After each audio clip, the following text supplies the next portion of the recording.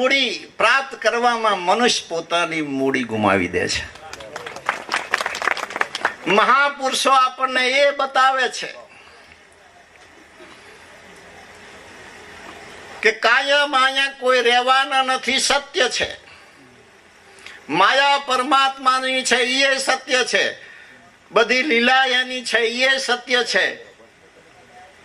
પણ એક વસ્તુ નવીન લાગે છે